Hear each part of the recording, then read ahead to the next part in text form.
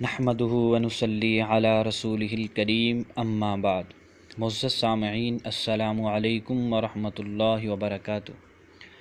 آپ حضرات کو معلوم ہے کہ احناف اہل سنت حضرات پہلی اور تیسری رکعت میں جلسہ استراحت نہیں کرتے اور جلسہ استراحت نہ کرنے کو ہی سنت سمجھتے ہیں۔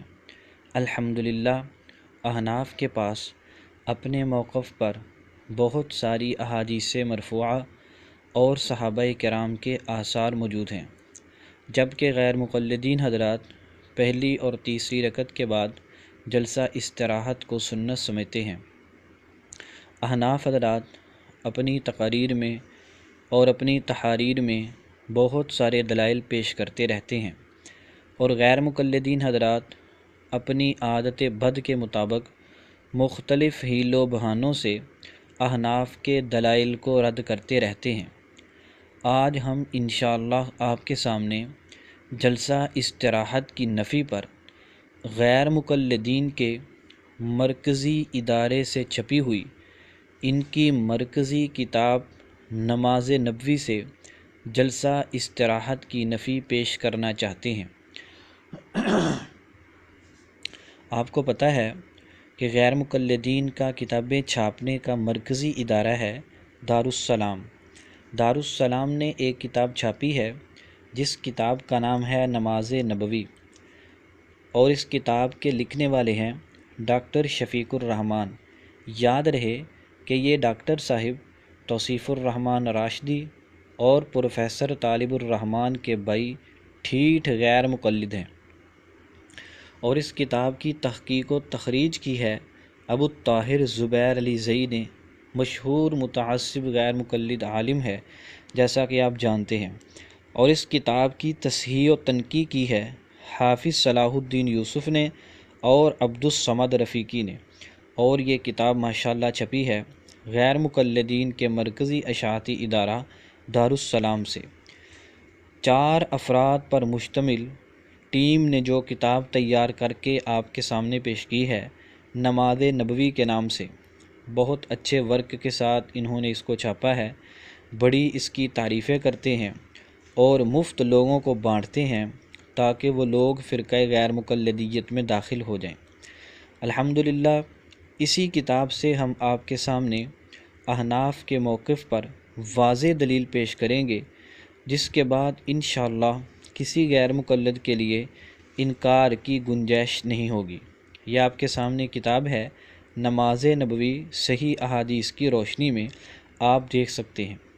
اس کتاب کے صفحہ نمبر 217 پہ چلیے، وہاں پر انہوں نے ایک عنوان قائم کیا، اطمینان نماز کا رکن ہے۔ اس کے نیچے انہوں نے حدیث ذکر کی ہے حضرت ابو ہریرہ رضی اللہ تعالیٰ عنہ کی مسیء الصلاۃ والی۔ یہ بڑی مشہور حدیث ہے کہ ایک آدمی مسجد میں آیا، اس نے جلدی جلدی نماز پڑھی، آپ صلی اللہ علیہ وسلم کو سلام کیا، آپ نے سلام کا جواب دیا اور فرمایا کہ واپس جا، نماز پڑھ کے تو نے نماز نہیں پڑھی۔ یہ ایک لمبا قصہ آتا ہے۔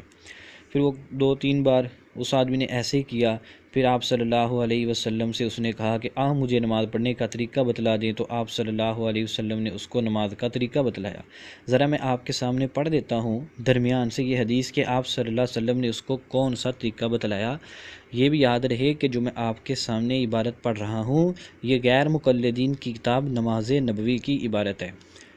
تو آپ نے فرمایا کہ جب تو نماز کے ارادے سے اٹھے تو پہلے خوب اچھی طرح وضو کر، پھر قبلہ رخ کھڑا ہو کر تکبیر تحریمہ کہہ، پھر قرآن مجید میں سے جو تیرے لیے آسان ہو پڑھ، پھر رکوع کر یہاں تک کہ اطمینان سے رکوع پورا کر، پھر رکوع سے سر اٹھا یہاں تک کہ قومے میں سیدھا کھڑا ہو جا، پھر سجدہ کر یہاں تک کہ اطمینان سے سجدہ مکمل کر، پھر اطمینان سے اپنا سر اٹھا اور جلسے میں بیٹھ جا، پھر سجدہ کر یہاں تک کہ اطمینان سے سجدہ پورا کر۔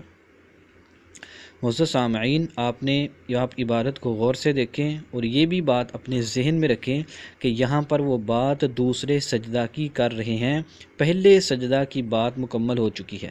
انہوں نے پیچھے کہا کہ پھر سجدہ کر یہاں تک کہ اطمینان سے سجدہ مکمل کر، پھر اطمینان سے اپنا سر اٹھا اور جلسے میں بیٹھ جا، پھر سجدہ کر یہاں تک کہ اطمینان سے سجدہ پورا کر، پھر سجدے سے اپنا سر اٹھا اور دوسری رکعت کے لیے سیدھا کھڑا ہو جا، اور دوسری رکعت کے لیے سیدھا کھڑا ہو جا۔ یہ جملہ انتہائی قابل غور ہے۔ پیچھے کیا کہا کہ پھر سجدے سے اپنا سر اٹھا اور دوسری رکعت کے لیے سیدھا کھڑا ہو جا، پھر اسی طرح اپنی تمام نماز پوری کر، پھر اسی طرح اپنی تمام نماز پوری کر۔ نیچے انہوں نے حوالہ دیا ہوا ہے صحیح البخاری باب الاذان باب امر النبی صلی اللہ علیہ وسلم الذی لا یتم رکوعہ بالاعادۃ، اور صحیح مسلم کا بھی حوالہ دیا ہوا ہے۔ اب دیکھیں یہ کتنی واضح روایت ہے، نبی پاک صلی اللہ علیہ وسلم کا صاف شفاف فرمان موجود ہے۔ آپ صلی اللہ علیہ وسلم کتنے واضح لفظوں میں ارشاد فرما رہے ہیں کہ جب تو دوسرا سجدہ مکمل کر لے تو پھر تو دوسری رکعت کے لیے کھڑا ہو جا، جبکہ غیر مقلدین حضرات اس حکم نبوی کی صریح مخالفت کرتے ہوئے دوسرا سجدہ کرنے کے بعد کھڑے نہیں ہوتے، بلکہ آرام سکون چین سے بیٹھ جاتے ہیں اور تھوڑی دیر بیٹھنے کے بعد پھر کھڑے ہوتے ہیں۔ احناف کا موقف الحمدللہ نبی پاک صلی اللہ علیہ وسلم کے ارشاد سے ثابت ہوا، آپ صلی اللہ علیہ وسلم کے حکم سے ثابت ہوا۔ احناف کا موقف ہی مضبوط ہے۔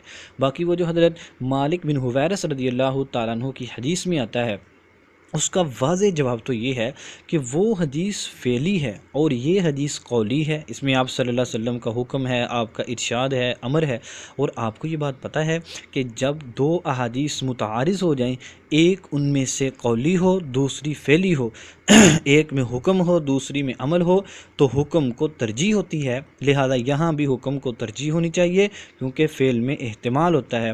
ممکن ہے کہ آپ صلی اللہ علیہ وسلم نے کسی عذر کی وجہ سے سجدہ جلسہ استراحت فرمایا ہو، جیسا کہ بہت سارے قرائن اس پر دلالت بھی کرتے ہیں۔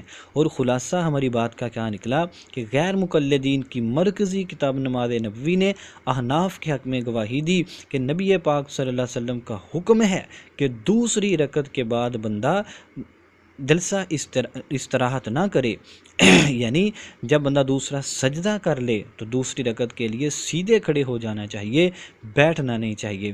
ہم اپنے غیر مقلد بھائیوں سے کہتے ہیں اس نبی پاک صلی اللہ علیہ وسلم کے حکم کو اپنے سینے سے لگا لو، اس پر عمل کرو، اور اپنی غیر مقلدانہ ضد اور ہٹ درمی سے باز آ جاؤ۔ اللہ تعالیٰ غیر مقلدین حضرات کو حق بات قبول کرنے کی توفیق عطا فرمائے۔ وما علینا الا البلاغ المبین۔